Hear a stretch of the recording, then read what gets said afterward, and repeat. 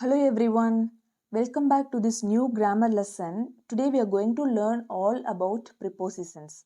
So first of all, let's understand what is a preposition. Just look at this definition over here. A preposition is a word that shows a relation between a noun or pronoun. The thing that you should keep it in mind is that basically preposition shows a connection between nouns or pronouns. Hope you would have learned all about nouns and pronouns. You need to understand that what are nouns and pronouns before getting into this topic. So I will provide the link in the description box. You can check out there. So as I said earlier, preposition is nothing but it shows connection in the sense relation between nouns or pronouns or any other word in a sentence maybe. Let's have a look at this example sentence over here. The butterfly is on the wall. In this sentence, on is the preposition. The reason because it shows the relationship between butterfly and the wall, right? The next point that you should remember here about preposition is that it usually comes before a noun and give information about time, place or direction. So what do you understand here? Basically, preposition comes before a noun and its main function is that it gives information about time, place and direction. To understand this better, here we have three example sentences that I have given for you. So look at the first example sentence. Sheila is going to the mall.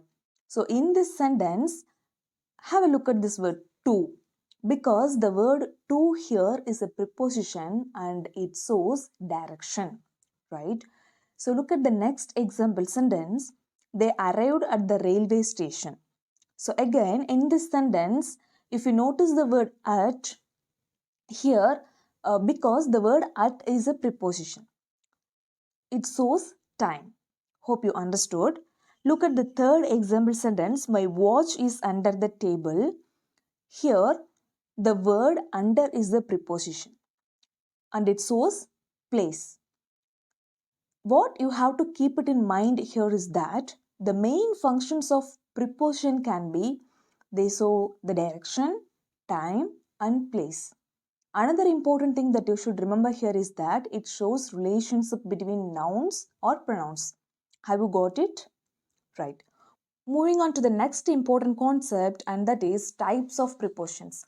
Now we are going to learn about types of prepositions, all right? So in English, there are 5 types of prepositions and they are simple preposition, double preposition, compound preposition, participle preposition, and the last one is phrase prepositions. All right. Now we are going to look at these prepositions in short and crisp manner as well. So have a look at the first type of preposition and that is simple preposition. First, let's understand what it means. So when a preposition consists of only one word and that is called single preposition or simple preposition. So what does simple preposition basically mean? The concept that you should remember here is that it consists of only one word. Now look at these following words: in, under, of, over, at, by, with, through, from, since, on, up, down, etc. So these words are simple prepositions, right? Here is the second type of preposition and that is double preposition. Let's understand what is meant by double preposition. When a preposition consists of more than one word and that is called double preposition. So what does it mean basically? Double preposition contains more than one word. If you look at these words over here, you can understand clearly. Words like up to, upon, within, without, into, onto, out of, atop, etc. So these are all double prepositions. Moving on to the third type of preposition and that is compound preposition. Let's understand the meaning first. When a preposition consists of two or more words and that is called compound preposition. So now do remember these points. Simple preposition consists of only one word, right? Double preposition contains more than one word. And here compound preposition means more than two words. So look at these words. Words like in addition to, in the middle of, on behalf of, in front of, according to. So these are all compound prepositions that you should remember. Let's move forward and we have participle preposition. So let's understand what is meant by participle preposition. When a preposition consists of words that end in ing, and that is called participle preposition. So here the concept is really simple, don't you think so? Words that end in ing form, or otherwise it is called it as gerund, and they are called participle prepositions.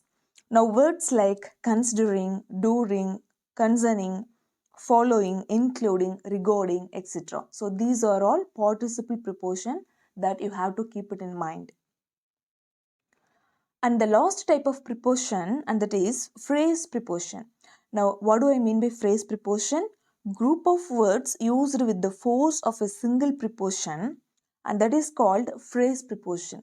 Now words like on time, at home, before class, on the floor, at work, etc. So these are all phrase preposition or phrasal prepositions.